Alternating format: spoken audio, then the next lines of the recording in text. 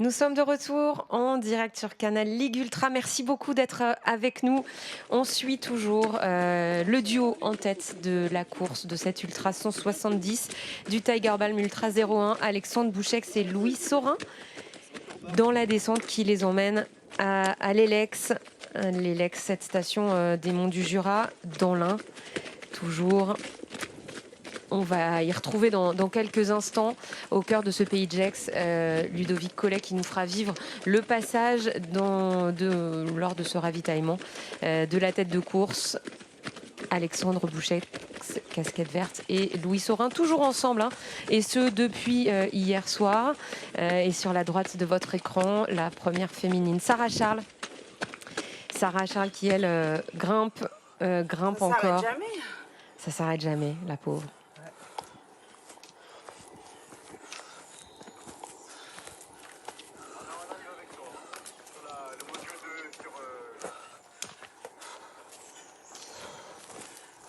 Voilà, Sarah Charles qui elle aussi est en tête de cette ultra, qui l'avait remporté l'année dernière et qui a fait partie de ce gros groupe de trailers qui ont dû s'arrêter un long moment cette nuit sur la base de vie de Montange parce qu'il y a eu des conditions absolument dantesques, de la pluie, du vent, de la brume et des endroits tout simplement inaccessibles, notamment le haut du Credo.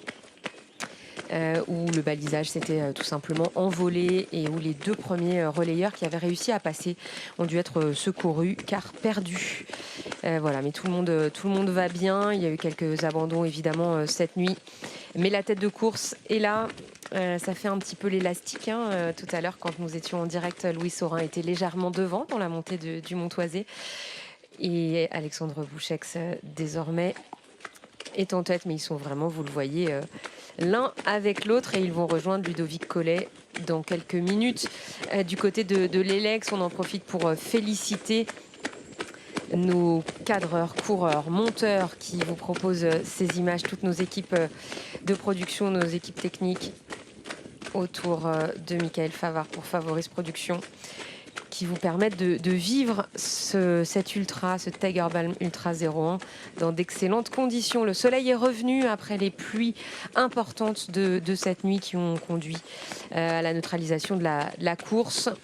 Alors que ces deux-là, qui étaient en tête déjà, ont pu s'échapper un petit peu, ont été contraints de s'arrêter une petite demi-heure du côté de Chaiserie. Et ils vont dans quelques minutes atteindre l'Elex. Et avant qu'ils arrivent à l'Elex et qu'on les retrouve, qu'on entende leurs mots, on va vous proposer, si vous nous rejoignez juste à l'instant, de revivre les premières heures de course du départ, hier à 18h, ici au Stade Maton, au deuxième départ, on va dire, de cette ultra à Chaiserie à 5h50. Regardez ces images et quand on se retrouve, eh bien, on sera avec nos coureurs à l'Elex, vous ne manquerez rien.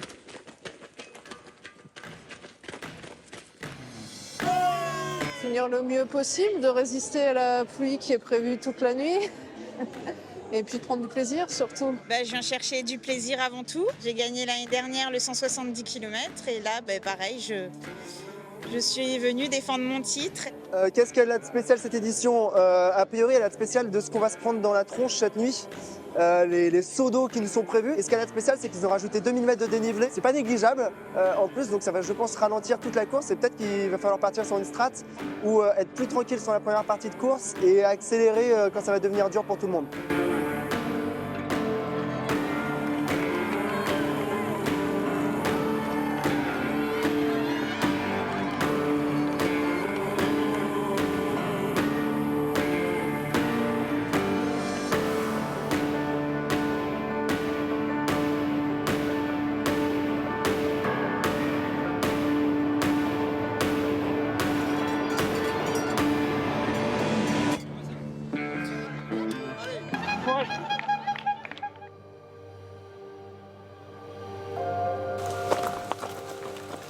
Sur la tête.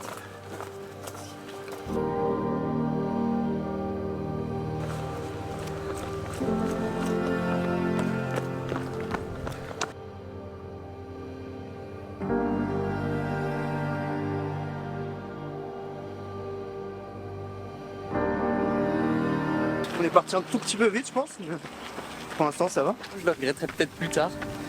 Mais c'est bien. On a pu échanger et j'espère qu'on continuera d'échanger. Donc c'est un plaisir. C'est toujours plus sympa d'être à deux et de blablater. En plus, on vient d'univers totalement différents, donc c'est sympa.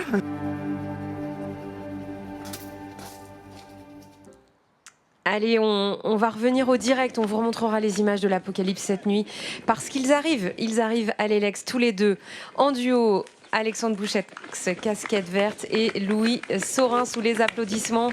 Le soleil est revenu, ça doit réchauffer un petit peu les cœurs et les t-shirts, et Ludovic Collet va les attendre dans quelques instants. Pourquoi? Non, t'inquiète, est-ce que vous avez du son là chez moi?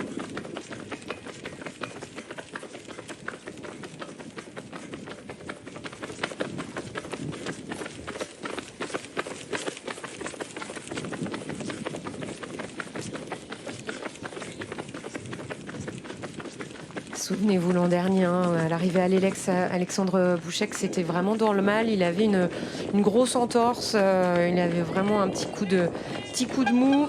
Et Sébastien Châtelain, qui était alors deuxième, on avait pas mal profité. La course s'était bien relancée ici dans ce ravito de l'Elex. Casquette verte qui a entendu la voix de Ludovic Collet. Il a tourné la tête, vous l'avez vu. Et Ludo, tu prends la main si tu m'entends quand tu veux.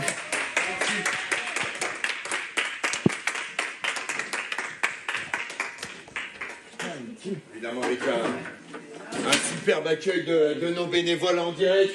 Oh les bénévoles! Voilà, qui redonne du baume au cœur à Louis et Alex.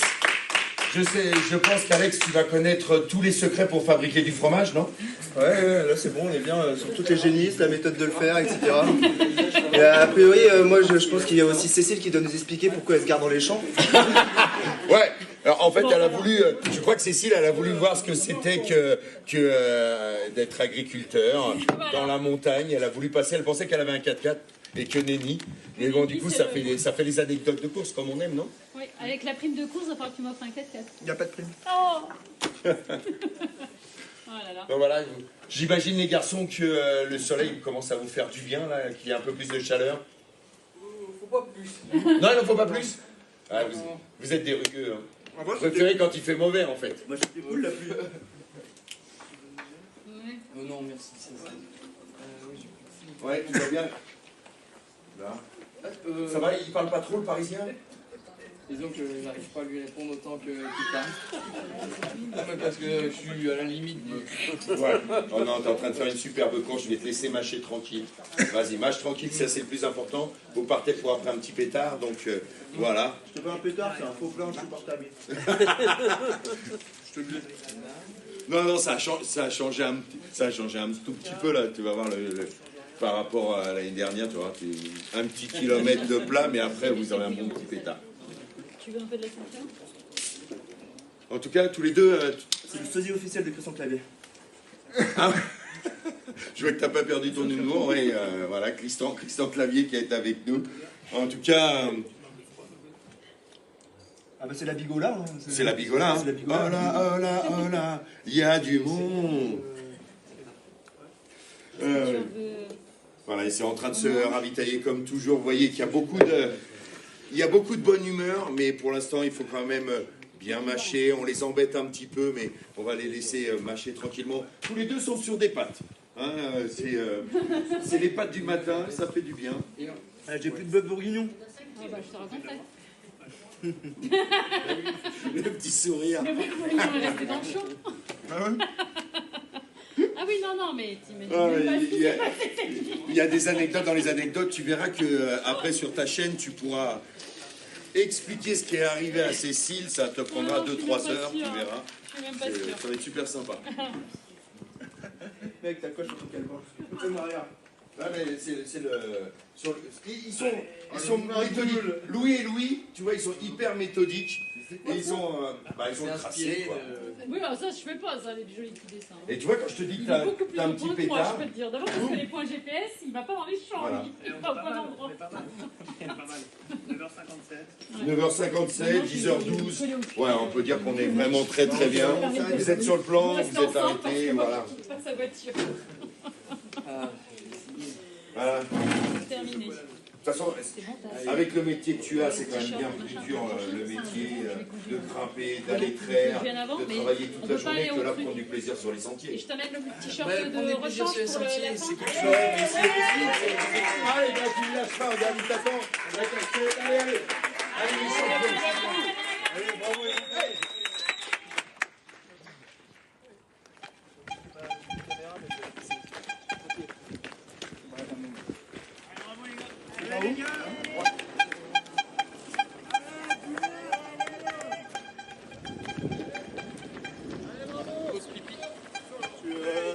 Tu veux voir ma bite? Allez. Tu filmes ma face? Vas-y. Attends.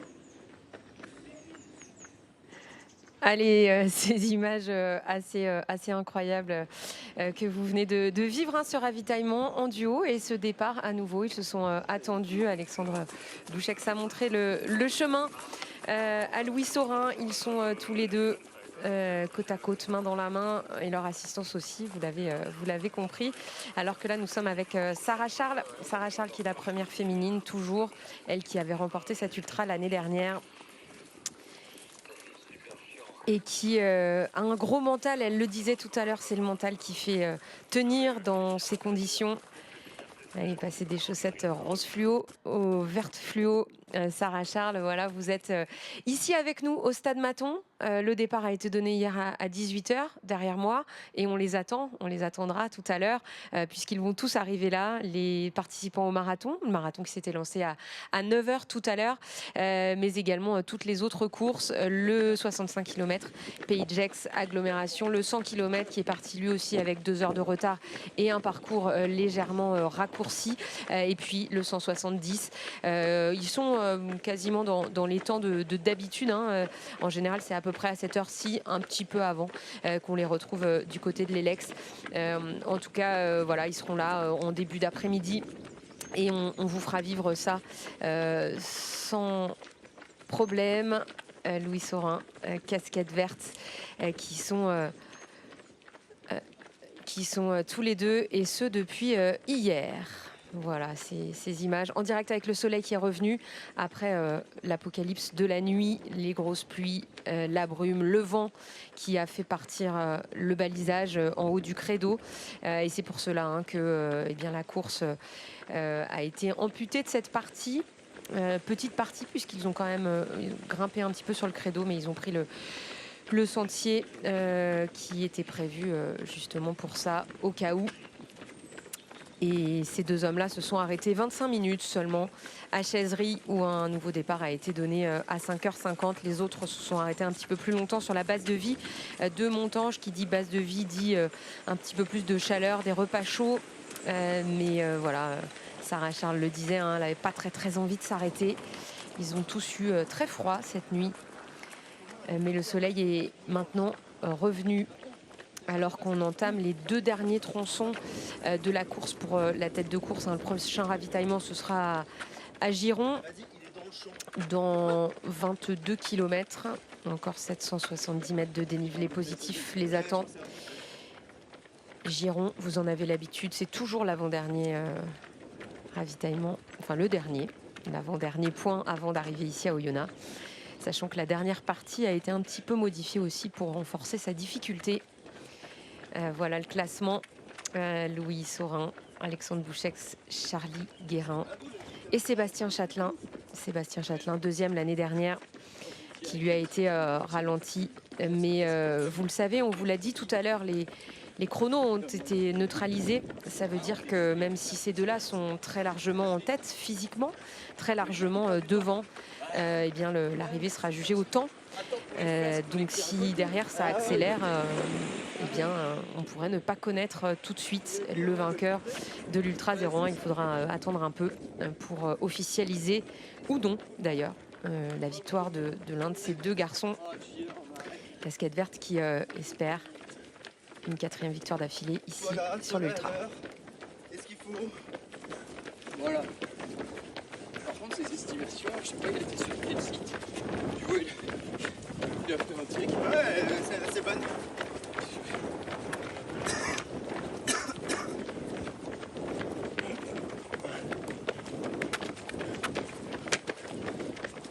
Ça continue de discuter hein, après 16 heures de course.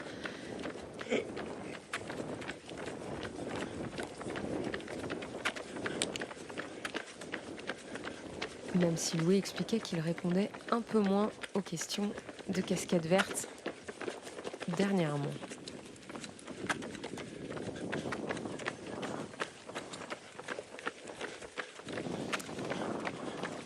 Allez, je vous parlais de ces conditions absolument dantesques vécues par les trailers cette nuit, de la pluie, du vent et une course neutralisée. On va vous proposer de revivre ces moments et les réactions des uns et des autres grâce à toute notre équipe sur place et grâce au montage préparé ce matin par Robin Crétinon.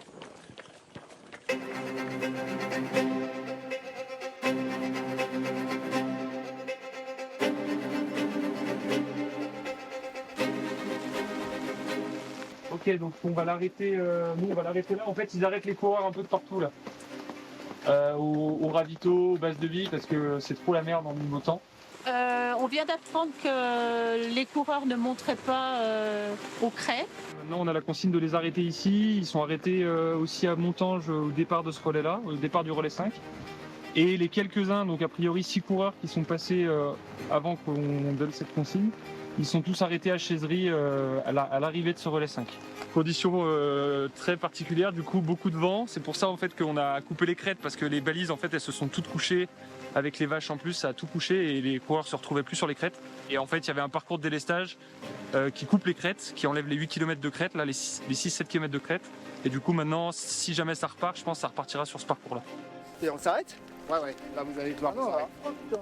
Ouais, bien sûr, bien sûr. Ouais, non, mais on n'est pas obligé de rester là dans le froid là. Ok, cool. Bah, écoute, j'espère que la course va pas s'arrêter.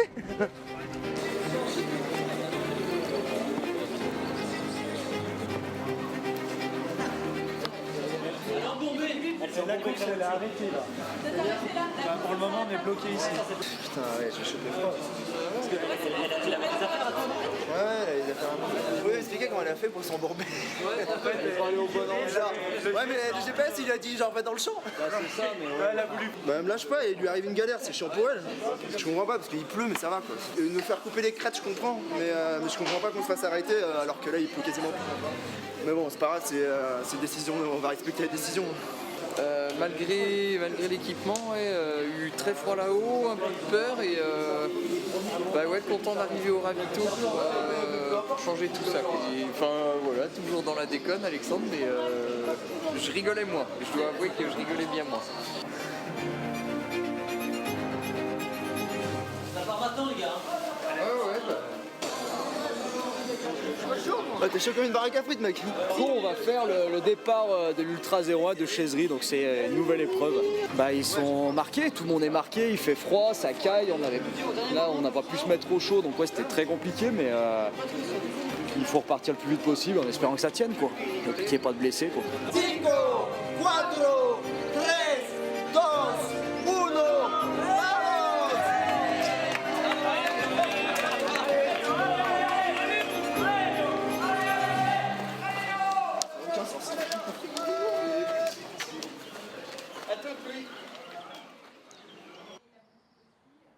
Voilà, il était 5h50 lorsque le deuxième départ a été donné de Chaiserie avec les leaders de l'Ultra 170 et quelques relayeurs aussi qui enchaînent les relais et les relayeurs qui ont pu repartir depuis Chaiserie. Le soleil est revenu ici. Merci à toutes celles et ceux qui nous rejoignent.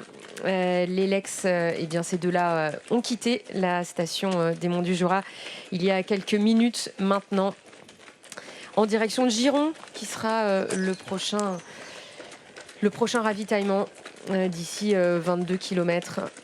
Il y aura avant cela la borne au Lion, que vous connaissez bien aussi. Hein, c'est un passage traditionnel de cet ultra, ce Tiger Balm Ultra 01. Et avec une sacrée ascension là dans quelques minutes. Tout à l'heure, Alexandre Bouchex le disait, hein, c'est un faux plat. Un faux plat et puis ensuite une très grosse ascension, 770 mètres de dénivelé positif qui les attend là dans les 20-22 prochains kilomètres. Louis Saurin, Alexandre Bouchex en tête de l'Ultra 170, en tête provisoire puisqu'on vous l'a dit, la course a été neutralisée cette nuit, les temps aussi, et au moment de la neutralisation, eh bien ces deux-là sont passés juste devant les 3e et 4e qui, eux, ont dû s'arrêter beaucoup plus longtemps sur la base de vie de Montange. L'Elex, on y est toujours en direct avec Ludovic Collet et Martin Marvy. Martin Marvy qui, comme Alexandre Piquet, n'a pas dû beaucoup dormir cette nuit.